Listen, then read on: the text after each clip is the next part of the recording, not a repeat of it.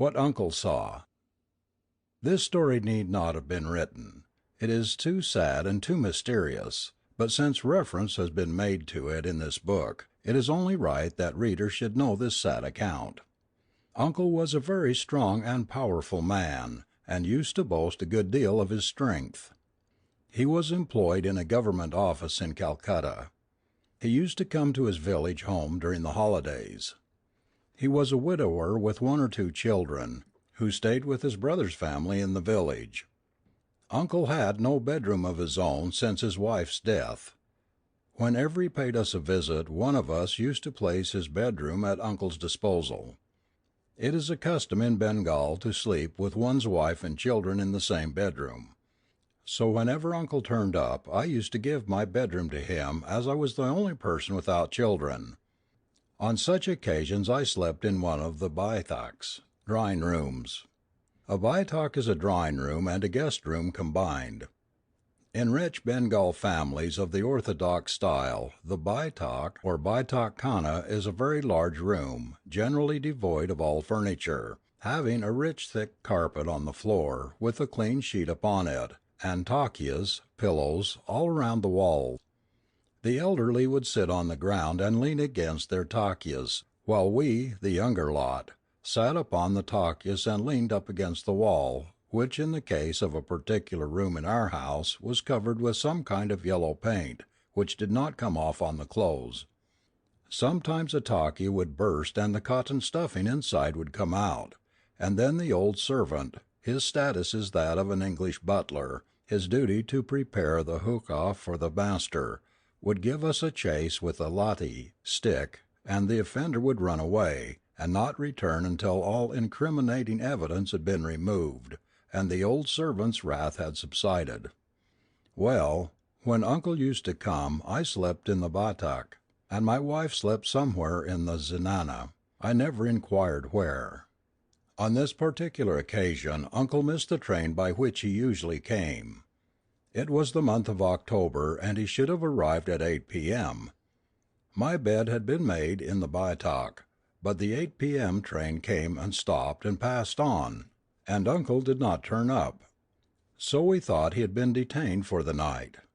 It was the Durga Puja season and some presents for the children at home had to be purchased, and we thought that was what was detaining him. And so about 10 p.m. we all retired to bed. The bed that had been made for me in the baithak remained there for Uncle in case he turned up by the 11 p.m. train. As a matter of fact, we did not expect him till the next morning. But as misfortune would have it, Uncle did arrive by the 11 o'clock train. All the household had retired, and though the old servant suggested that I should be waked up, Uncle would not hear of it. He would sleep in the bed originally made for me, he said. The bed was in the central baithak or hall. My uncle was very fond of sleeping in side rooms. I do not know why. Anyhow, he ordered the servant to remove his bed to one of the side rooms. Accordingly the bed was taken to one of them. One side of that room had two windows opening on the garden.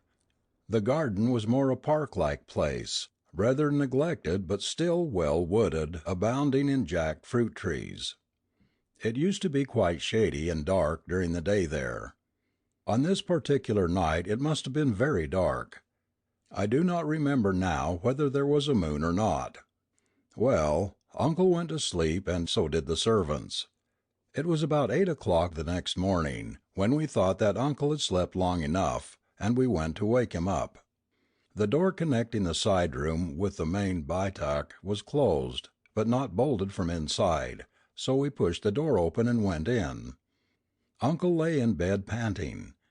He stared at us with eyes that saw but did not perceive. We at once knew something was wrong. On touching his body we found that he had a high fever. We opened the windows, and it was then that Uncle spoke. "Don't open it or it would come in." "What would come in, Uncle, what?" we asked. But Uncle had fainted. The doctor was called in. He arrived about 10 in the morning. He said it was a high fever, due to what he could not say. All the same he prescribed a medicine. The medicine had the effect of reducing the temperature, and at about 6 in the evening consciousness returned. Still he was in a very weak condition. Some medicine was given to induce sleep, and he passed the night well. We nursed him by turns at night. The next morning we all had the satisfaction of seeing him all right. He walked from the bedroom, though still very weak, and came to the central baitak, where he had tea with us. It was then that we asked what he had seen and what he had meant by "it would come in." Oh, how we wish we had never asked him the question, at least then. This is what he said: "After I had gone to bed, I found that there were a few mosquitoes, and so I could not sleep well. It was about midnight when they gradually disappeared, and then I began to fall asleep. But just as I was dozing off, I heard somebody strike the bars of the windows thrice. It was like 3 distinct strokes, with a cane on the gratings outside. 'Who is there?' I asked, but no reply. The striking stopped. Again I closed my eyes, and again the same strokes were repeated. This time I nearly lost my temper. I thought it was some urchin of the neighbourhood in a mischievous mood. 'Who is there?' I again shouted. Again no reply. The striking, however, stopped. But after a time it commenced afresh. This time I lost my temper completely, and opened the window, determined to thrash anybody whom I found there, forgetting that the windows were barred and fully 6 feet above the ground. Well, in the darkness I saw. Here uncle had a fit of shivering and panting, and within a minute he lost all consciousness. The fever was again high. The doctor was summoned, but this time his medicine did no good. Uncle never regained consciousness. In fact, after 24 hours he died of heart failure the next morning, leaving his story unfinished and without in any way giving us an idea of what terrible thing which he had seen beyond the window. The whole thing remains a deep mystery, and unfortunately the mystery will never be solved. Nobody has ventured to pass a night in the side room since then. If I had not been a married man with a very young wife I might have tried. One thing, however, remains, and it is this, that though uncle got all the fright in the world in that room, he neither came out of that room nor called for help. One cry for help and the whole household would have been awake. In fact, there was a servant within 30 yards of the window which uncle had opened, and this man says he heard uncle open the window and close and bolt it again, though he had not heard uncle's shouts of "Who is there?" Only this morning I read this funny advertisement in the Morning Post: "Haunted houses. Man and wife, cultured and travelled, gentle people, having lost fortune ready to act as caretakers and to investigate in view of removing trouble." Well, in a haunted house these gentle people expect to see something. Let us hope they will not see what our uncle saw, or what the Major saw. This advertisement clearly shows that even in countries like England haunted houses do exist, or at least houses exist which are believed to be haunted. If what we see really depends on what we think or what we believe, no wonder that there are so many more haunted houses in India than in England. This reminds me of a very old incident of my early school days. A boy was really caught by a ghost, and then there was trouble. We shall not forget the thrashing we received from our teacher in the school, and the fellow who was actually caught by the ghost, if ghost it was, will never say in future that ghosts don't exist. In this connection it may not be out of place to narrate another incident, though it does not fall within the same category with the main story that heads this chapter. The only reason why I do so is that the facts tally in one respect, though in one respect only, and that is that the person who knew would tell nothing. This was a friend of mine who was a widower. We were in the same office together, and he occupied a chair and a table next but one to mine. This gentleman was in our office for only 6 months after narrating the story. If he had stayed longer we might have got out his secret, but unfortunately he went away. He has gone so far from us that probably we shall not meet again for the next 10 years. It was in connection with the Smith's dead wife's photograph controversy that one day one of my fellow clerks told me that a visit from a dead wife was nothing very wonderful, as our friend Harlal could testify. I always took a lot of interest in ghosts and their stories. So I was generally at Harlal's desk cross-examining him about this affair. At first the gentleman was very uncommunicative. But when he saw I would give him no rest he made a statement which I have every reason to believe is true. This is more or less what he says. It was about 10 years ago that I joined this office. I have been a widower ever since I left college. In fact, I married the daughter of a neighbor when I was at college, and she died about 3 years afterwards, when I was just thinking of beginning life in right earnest. She has been dead these 10 years, and I shall never marry again. A young widower in good circumstances in Bengal is as rare as a blue rose. I have a suite of bachelor rooms in Calcutta, but I go to my suburban home on every Saturday afternoon and stay there till Monday morning. That is, I pass my Saturday night and the whole of Sunday in my village home every week. On this particular occasion nearly 8 years ago, that is, about a year and a half after the death of my young wife, I went home by an evening train. There is any number of trains in the evening, and there is no certainty by which train I go, so if I am late, generally everybody goes to bed with the exception of my mother. On this particular night I reached home rather late. It was the month of September, and there had been a heavy shower in the town and all the tramcar services had been suspended. When I reached the railway station I found that the trains were not running to time either. I was given to understand that a tree had blown down against the telegraph wire, and so the signals were not going through. And as it was rather dark, the trains were only running on the report of a motor trolley that the line was clear. Thus I reached home about 11 instead of 8 in the evening. I found my father also sitting up for me, though he had had his dinner. He wanted to learn the particulars of the storm at Calcutta. Within 10 minutes of my arrival he went to bed, and within an hour I finished my dinner and retired for the night. It was rather stuffy and the bed was damp, as I was perspiring freely, and consequently I was not feeling inclined to sleep. A little after midnight I felt that there was somebody else in the room. I looked at the closed door. Yes, there was no mistake about it. It was my wife who had been dead these 18 months. At first I was, you can guess my feeling. Then she spoke. "There is a cool bed mat under the bedstead. It is rather dusty, but it will make you comfortable." I got up and looked under the bedstead. Yes, the cool bed mat was there, right enough, and it was dusty too. I took it outside and I cleaned it by giving it a few jerks. Yes, I had to pass through the door at which she was standing within 6 inches of her. Don't put any questions. Let me tell you as much as I like. You will get nothing out of me if you interrupt. Yes, I passed a comfortable night.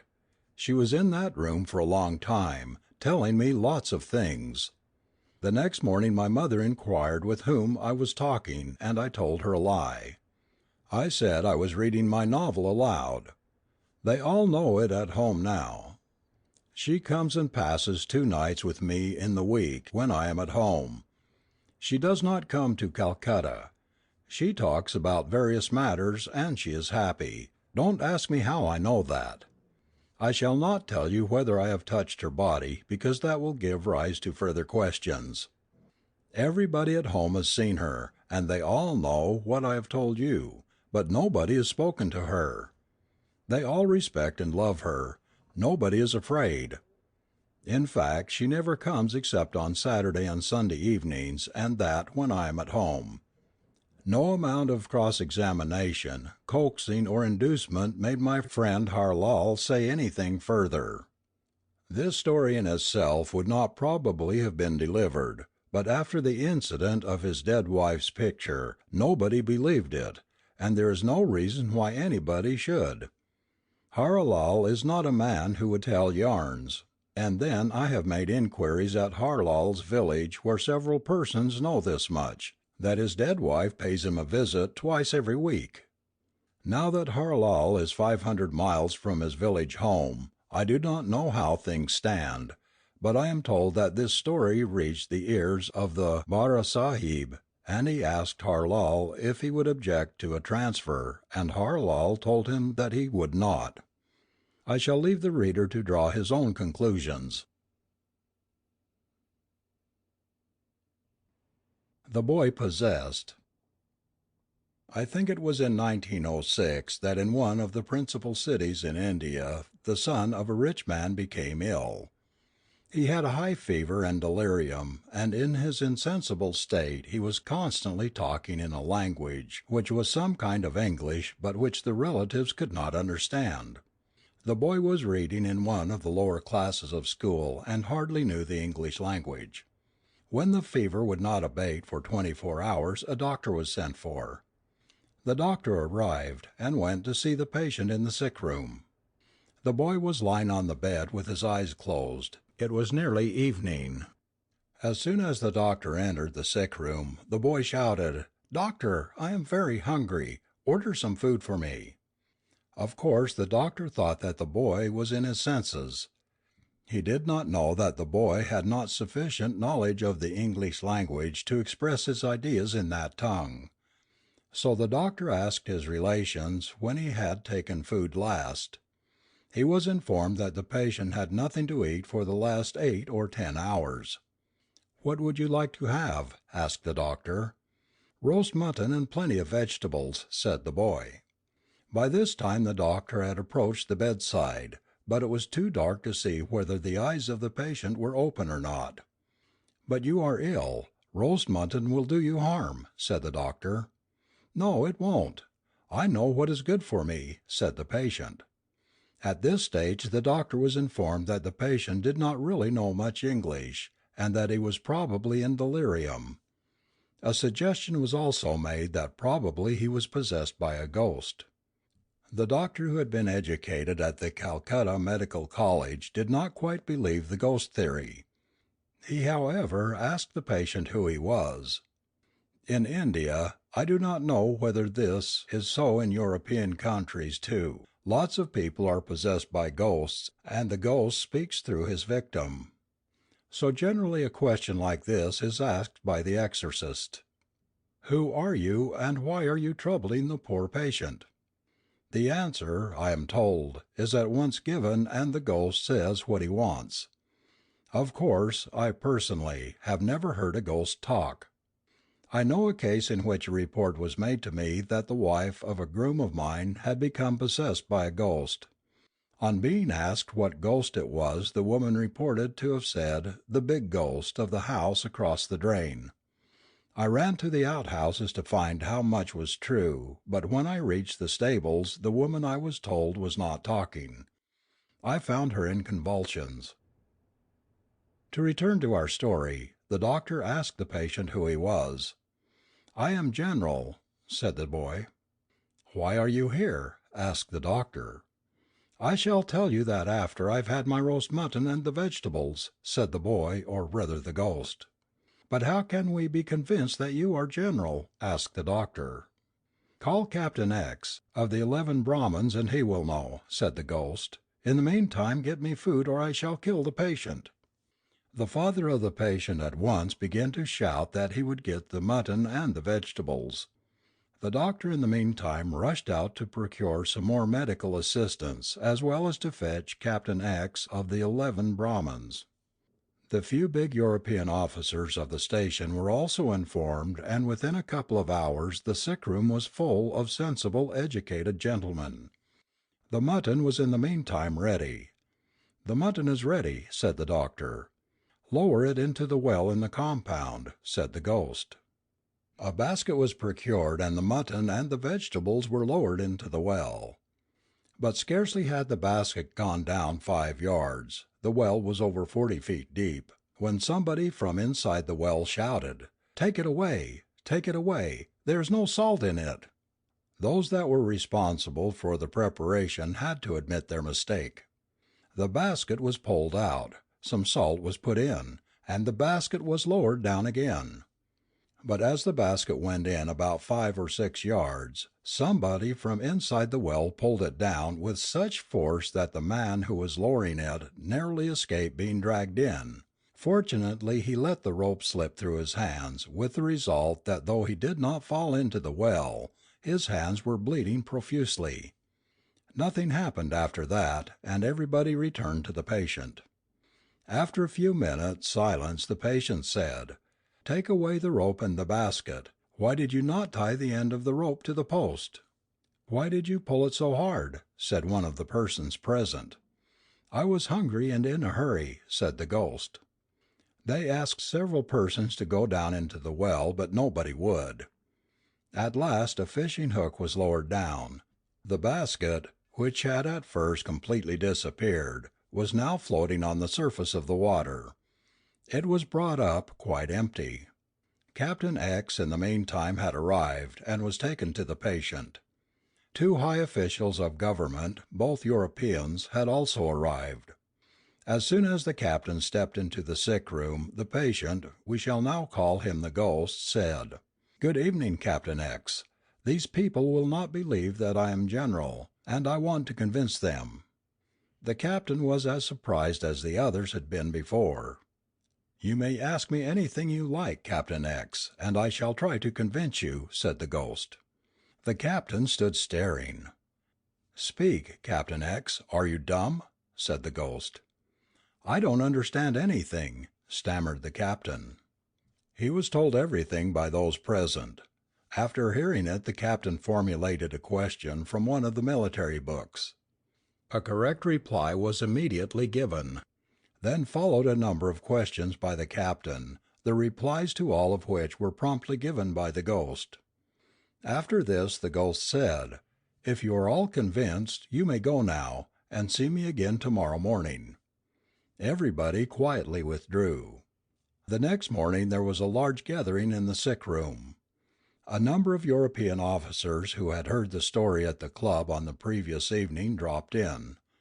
"Introduce each of these newcomers to me," said the ghost. Captain X introduced each person in solemn form. "If anybody is curious to know anything, I shall tell them," said the ghost. A few questions about England, position of buildings, shops, streets in London, were asked and correctly answered. After all the questions the Indian doctor who had been in attendance asked, "Now, General, that we are convinced you are so and so, why are you troubling this poor boy?"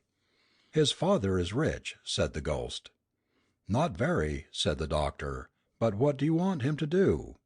"My tomb has been destroyed by a branch of a tree falling upon it. I want it to be properly repaired," said the ghost.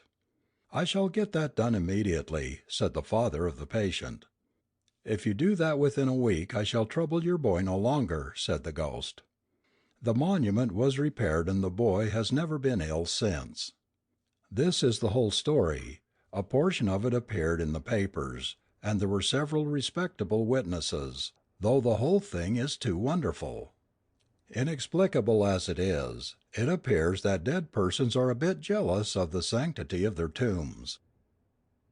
I have heard a story of a boy troubled by a ghost who had inscribed his name on the tomb of a Mohammedan fakir. His father had to repair the tomb and had to put an ornamental iron railing round it. Somehow or other the thing looks like a fairy tale.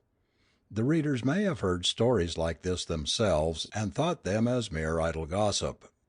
I therefore reproduce here the whole of a letter as it appeared in the Leader of Allahabad, India, on the 15th July, 1913. The letter is written by a man who, I think, understands quite well what he is saying. A Supernatural Phenomenon. Sir, it may probably interest your readers to read the account of a supernatural phenomenon that occurred a few days ago, in the house of B. Rasiklal Mitra, B.A., District Surveyor, Hamirpur. He has been living with his family in a bungalow for about a year. It is a good small bungalow, with two central and several side rooms. There is a veranda on the south and an enclosure, which serves the purpose of a courtyard for the ladies, on the north. On the eastern side of this enclosure is the kitchen, and on the western the privy. It has a big compound all round, and the southwest corner of which there is a tomb of some Shaheed, known as the tomb of Phulan Sahib. At about 5 o'clock in the evening on 26th June, 1913, when Mr. Mitra was out in office, it was suddenly noticed that the southern portion of the privy was on fire. People ran for rescue, and by their timely assistance it was possible to completely extinguish the fire by means of water which they managed to get at the moment before the fire could do any real damage. On learning of the fire, the ladies and children, all bewildered, collected in a room, ready to quit the building in case the fire was not checked or took a serious turn. About a square foot of the thatch was burnt. Shortly after this another corner of the house was seen burning. This was in the kitchen. It was not a continuation of the former fire, as the latter had been completely extinguished.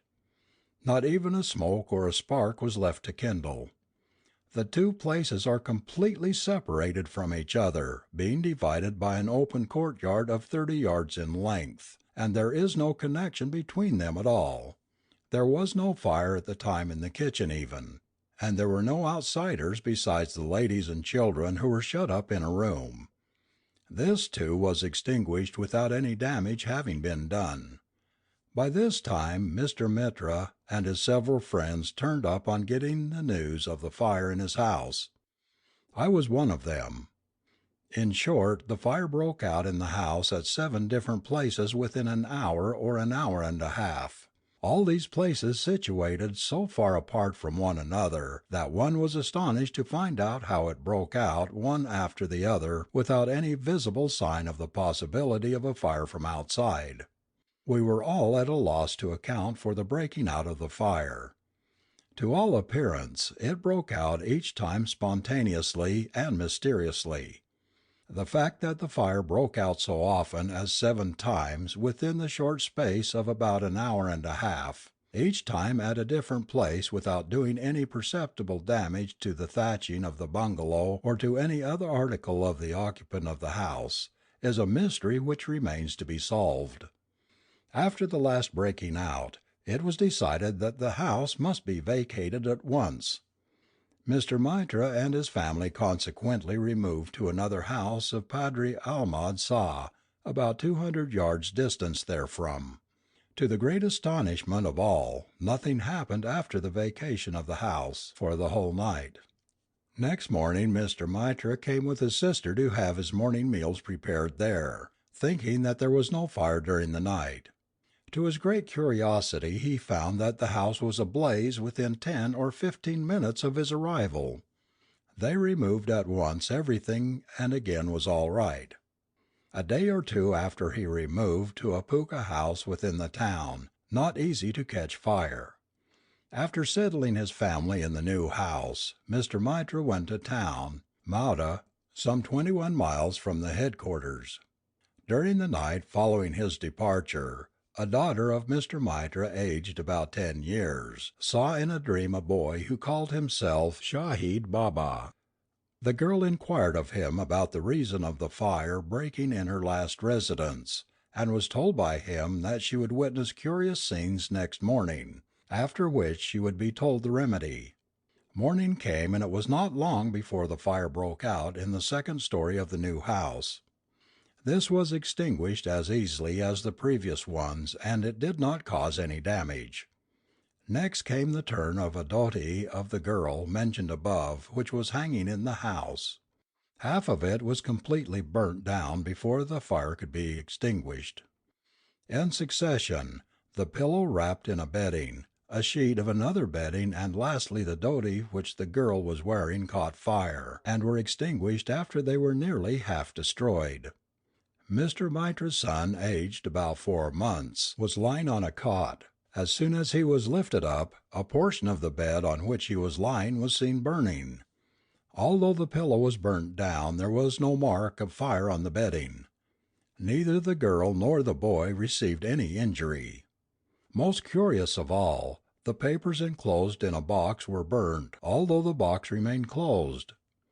B. Ganesh Prasad, Munsif, and the postmaster, hearing of this, went to the house, and in their presence a mirzai of the girl, which was spread over a cot in the courtyard, caught fire spontaneously and was seen burning. Now the girl went to sleep again. It was about noon. She again saw the same boy in the dream. She was told this time that if the tomb was whitewashed and a promise to repair it within 3 months made, the trouble would cease. They were also ordained to return to the house which they had left. This command was soon obeyed by the troubled family, which removed immediately after the tomb was whitewashed to the bungalow in which they were now peacefully living, without the least disturbance or annoyance of any sort. I leave to your readers to draw their own conclusions, according to their own experiences of life, and to form such opinion as they like. Parmeshwar Dayal Amist, B.A., July 9, Vakil High Court. The Examination Paper. This is a story which I believe. Of course, this is not my personal experience, but it has been repeated by so many men, who should have witnessed the incident, with such wonderful accuracy that I cannot but believe it. The thing happened at the Calcutta Medical College. There was a student who had come from Dhaka, the provincial capital of Eastern Bengal. Let us call him Jogesh. Jogesh was a handsome young fellow of about 24. He was a married man, and his wife's photograph stood in a frame on his table in the hostel. She was a girl hardly 15 years old, and Jogesh was evidently very fond of her. Jogesh used to say a lot of things about his wife's attainments which I mean the other students of his class, believed, and a lot more which we did not believe. For instance, we believed that she could cook a very good dinner, but that is an ordinary accomplishment of the average Bengali girl of her age. Jogesh also said that she knew some mystic arts by means of which she could hold communion with him every night. Every morning when he came out of his room he used to say that his wife had been to him during the night and told him this and that and the other. This, of course, we did not believe. But as Jogesh was so sensitive, we never betrayed our skepticism in his presence. But one significant fact happened one day which rather roused our curiosity. One morning Jogesh came out with a sad expression and told us that his father was ill at home. His wife had informed him at night, he said. At that time we treated the matter with indifference, but at about 10 o'clock came a telegram, which of course we intercepted, intimating that his father was really ill. The next morning Jogesh charged us with having intercepted his telegram, but we thought that he must have heard about the telegram from one of the students, as there were about half a dozen of us present when the telegram had arrived.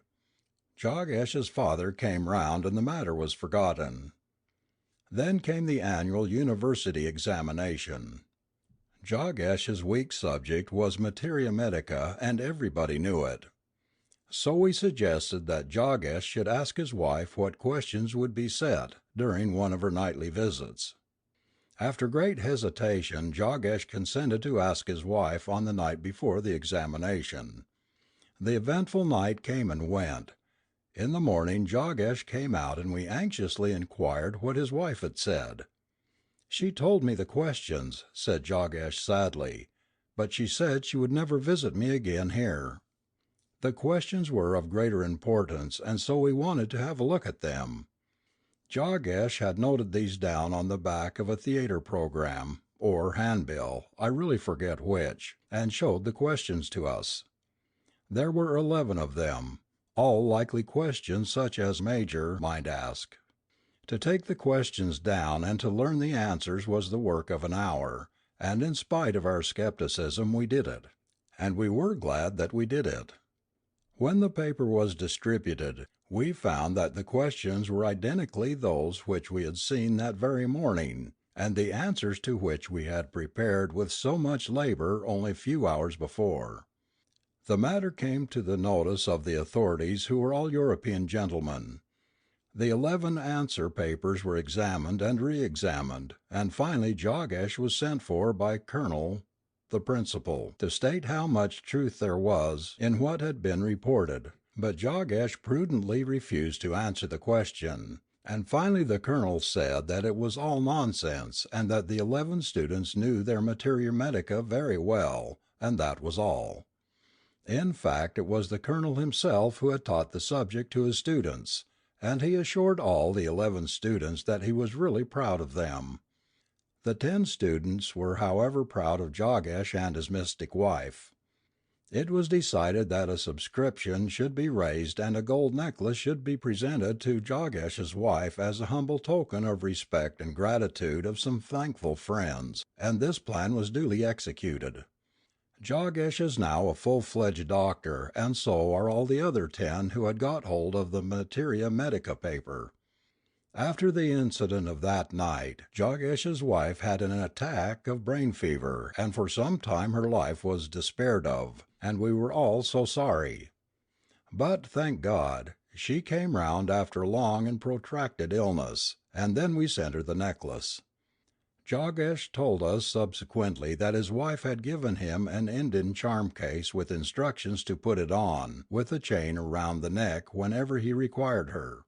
Immediately he put on the chain, to which this charm case was attached, round his neck. He felt as if he was in a trance, and then his wife came.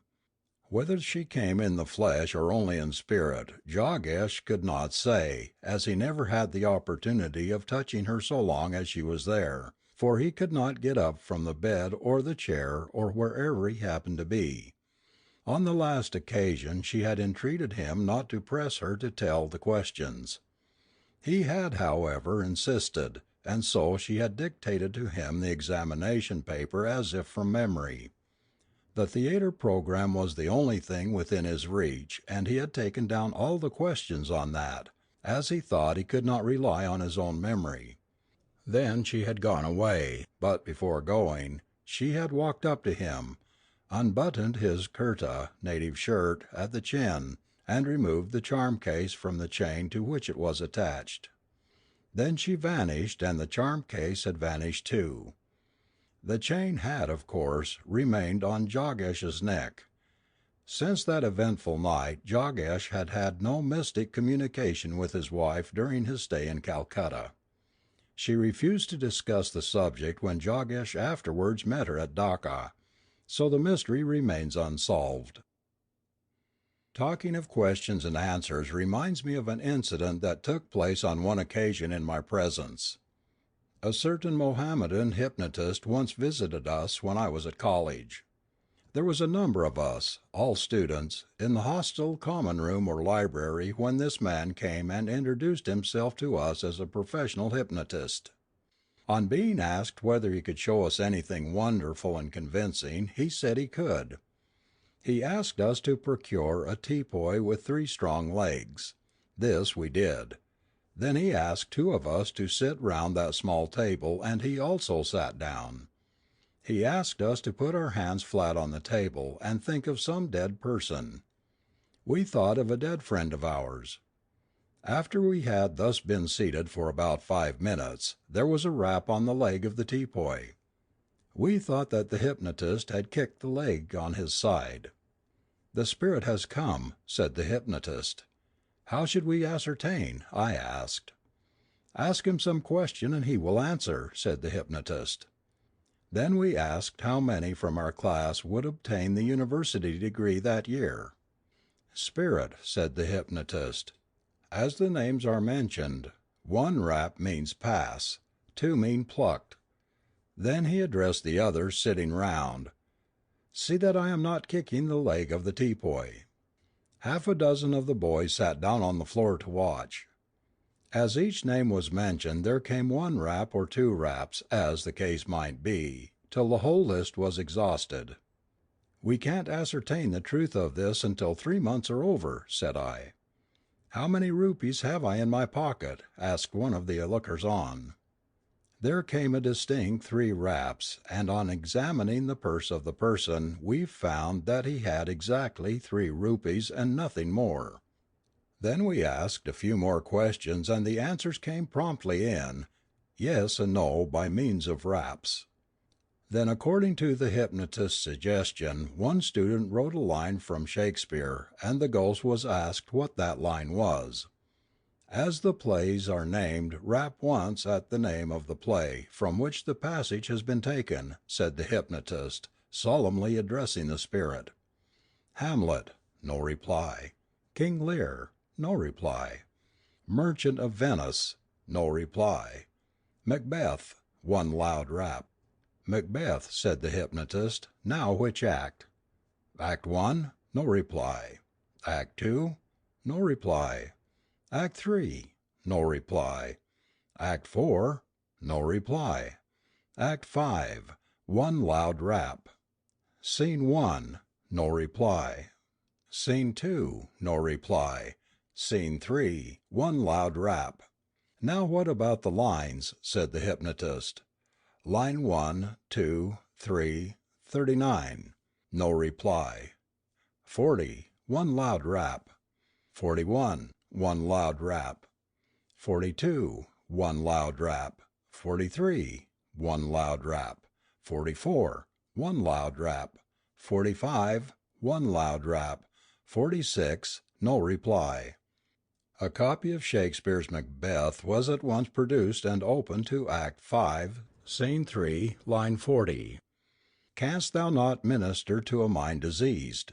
Pluck from the memory a rooted sorrow, raze out the written troubles of the brain, and with some sweet oblivious antidote, cleanse the stuffed bosom of that perilous stuff, which weighs upon the heart?" This was what we read. The student was then asked to produce his paper and on it was the identical quotation. Then the hypnotist asked us to remove our hands from the top of the teapoy. The hypnotist did the same thing and said, "The spirit has gone." We all stared at each other in mute surprise. Afterwards we organized a big show for the benefit of the hypnotist, and that was a grand success. Lots of strange phenomena were shown to us which are too numerous to mention. The fellows who sat on the floor watching whether or not it was the hypnotist who was kicking at the teapoy leg assured us that he was not. The strange feats of this man, hypnotist, astrologer, and thought reader all rolled into one, have ever since remained an insoluble mystery. End of Story 29.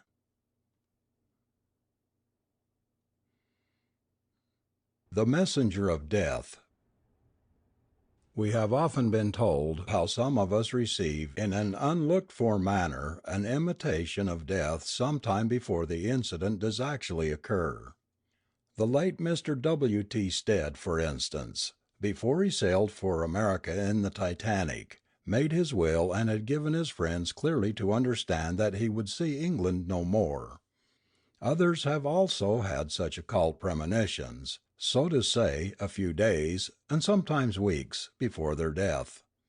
We also know a number of cases in which people have received similar intimation of the approaching death of a near relation or a dear friend, who, in most cases, lives at a distance.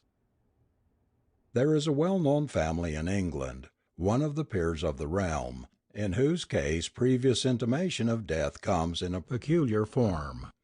Generally when the family is at dinner, a carriage is heard to drive up to the portico.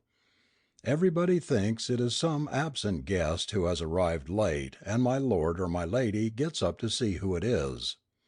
Then when the hall door is opened, it is seen that there is no carriage at all. This is a sure indication of an impending death in the family. I know another very peculiar instance. A certain gentleman in Bengal died leaving 4 sons and a widow. The youngest was about 5 years old. These children used to live with their mother in the family residence under the guardianship of their uncle. One night the widow had a peculiar dream. It seemed to her that her husband had returned from a long journey for an hour or so and was going away again. Of course, in her dream, the lady forgot all about her widowhood.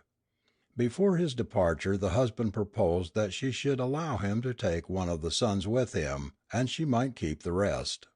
The widow readily agreed, and it was settled that the youngest but one should go with the husband.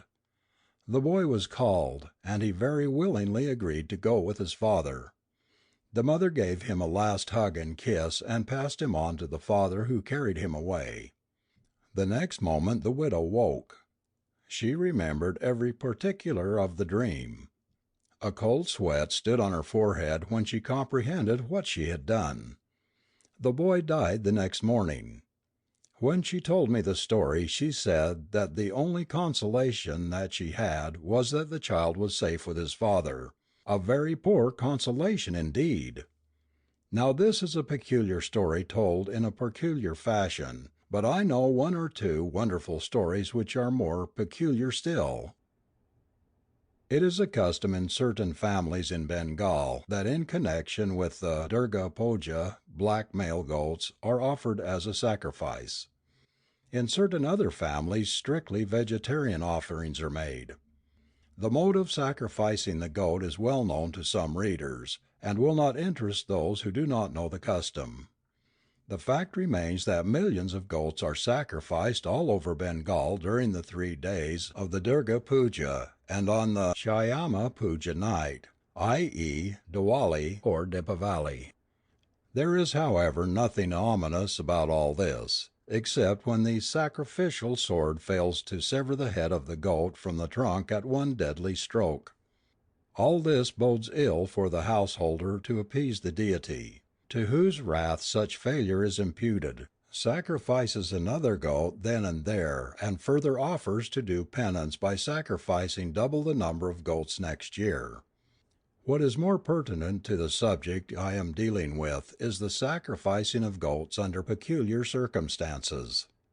Thus when an epidemic, such as cholera, smallpox, and now probably plague, breaks out in a village in Bengal, all the principal residents of the place, in order to propitiate the deity to whose curse or ire the visitation is supposed to be due, raise a sufficient amount by subscription for worshipping the irate goddess. The black he goat that is offered as a sacrifice on such an occasion is not actually slain, but being besmeared with sindoor, red oxide of mercury, and generally having one of the ears cropped or bored is let loose, i.e., allowed to roam about until clandestinely passed on to some neighbouring village to which the goat is credited with the virtue of transferring the epidemic from the village originally infected. The goats thus marked are not looked upon with particular favour in the villages. They are generally not ill treated by the villagers, and when they eat up the cabbages, etc., all that the poor villagers can do is to curse them and drive them away, but they return as soon as the poor owner of the garden has moved away. Such goats become, in consequence, very bold and give a lot of trouble. When, therefore, such a billy goat appears in a village, what the villagers generally do is to hire a boat, carry the goat a long distance along the river, say 20 or 25 miles, and leave him there. Now the villagers of the place where such a goat is left play the same trick, so it sometimes happens that the goat comes back after a week or so. Once it so happened that a dedicated goat made his unwelcome appearance in a certain village in Bengal. The villagers hired a boat and carried him about 20 miles up the river and left him there. The goat came back after a week. Then they left him at a place 20 miles down the river, and he came back again. Afterwards they took the goat 50 miles up and down the river, but each time the goat returned, like the proverbial bad penny. After trying all kinds of tricks in their attempt to get rid of the goat, the villagers became desperate. So a few hot-headed young men of the village, in an evil hour, decided to kill the goat. Instead of killing the goat quietly, as probably they should have done, and throwing the body into the river, they organized a grand feast and ate the flesh of the dedicated goat. Within 24 hours of the dinner each one of them who had taken part in it was attacked with cholera of a most virulent type, and within another 24 hours every one of them was dead. Medical and scientific experts were called in from Calcutta to explain the cause of the calamity, but no definite results were obtained from these investigations. One thing, however, was certain: there was no poison of any kind in the food. The cause of the death of about 30 young men remains a mystery. This was retribution with a vengeance, and the writer does not see the justice of the divine providence in this particular case. In another village the visit of the messenger of death was also marked in a peculiar fashion. Two men, one tall and the other short, the tall man carrying a lantern, are seen to enter the house of one of the villagers, and the next morning there is a death in the house which they entered. When, for the first time, these two mysterious individuals were seen to enter a house an alarm of thieves was raised. The house was searched, but no trace of any stranger was found in the house. The poor villager who had given the alarm was publicly scolded for his folly after the fruitless search, for thinking that thieves would come with a lighted lantern. But that poor man had mentioned the lighted lantern before the search commenced, and nobody had thought that fact absurd at that time. Since that date a number of people has seen these messengers of death enter the houses of several persons, and whenever they enter a house a death takes place in that house within the next 24 hours. Some of the witnesses who have seen these messengers of death are too cautious and too respectable to be disbelieved or doubted. Your humble servant on one occasion passed a long time in this village, but he, fortunately or unfortunately, call it what you please, never saw these fell messengers of death. In another family in Bengal, death of a member is foretold a couple of days before the event in a very peculiar manner. This is a very rich family having a large residential house with a private temple or chapel attached to it, but the members never pay a penny to the doctor or the chemist either. In many rich families in Bengal there are private deities the worship of which is conducted by the heads of the families assisted by the family priests. There are generally private temples adjoining the houses or rooms set apart for such idols, and all the members of the family and especially the ladies say their prayers there. Such a temple remains open during the day and is kept securely closed at night, because nobody should be allowed to disturb the deity at night, and also because there is generally a lot of gold and silver articles in the temples which an unorthodox thief may carry away. Now what I have just mentioned was the custom of the particular household referred to above. One night a peculiar groan was heard issuing from the temple. All the inmates of the house came to see what the matter was. The key of the temple was with the family priest, who was not present. He had probably gone to some other person's house to have a smoke and a chat, and it was an hour before the key could be procured and the door of the temple opened. Everything was just as it had been left 3 or 4 hours previously. The cause or origin of the groans was never traced or discovered. The next morning one of the members of the family was suddenly taken ill, and died before medical aid could be obtained from Calcutta. This was about 50 years ago. Since then the members of this family have become rather accustomed to these groans. If there is a case of real Asiatic cholera, or a case of double pneumonia, they don't call in a doctor, though there is a very capable and learned medical man within a mile. But if once the groans are heard the person, who gets the smallest pin-prick the next morning, dies, and no medical science has ever done any good.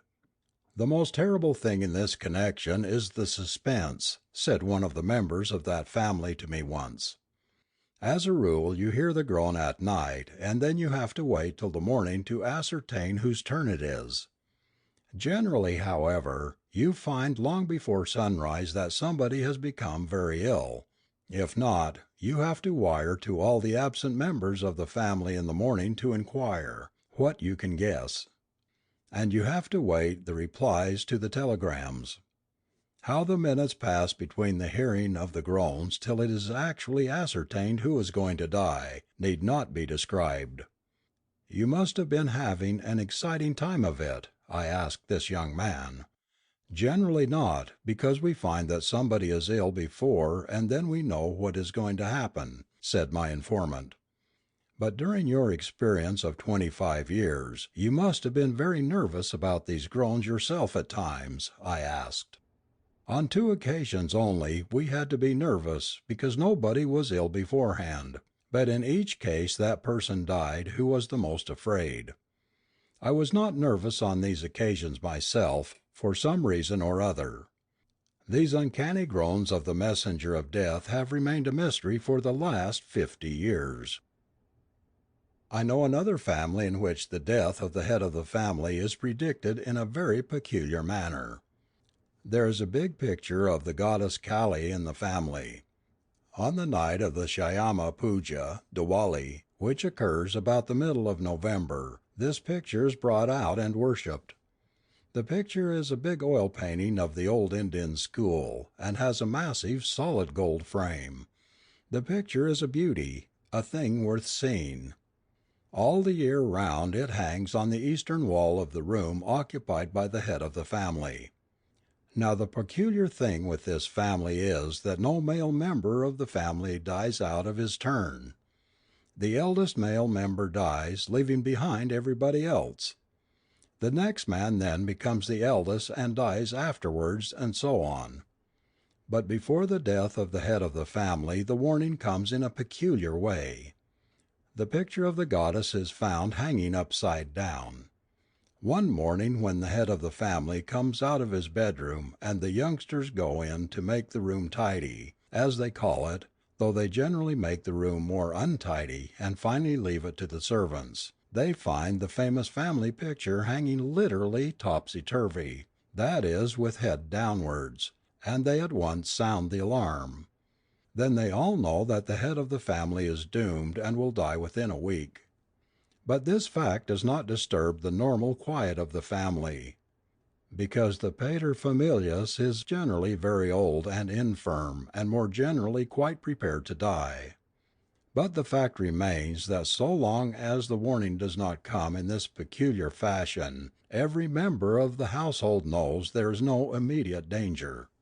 For instance, it is only when this warning comes that all the children who are out of the station are wired for. Every reader must admit that this is rather weird. Thank you for listening.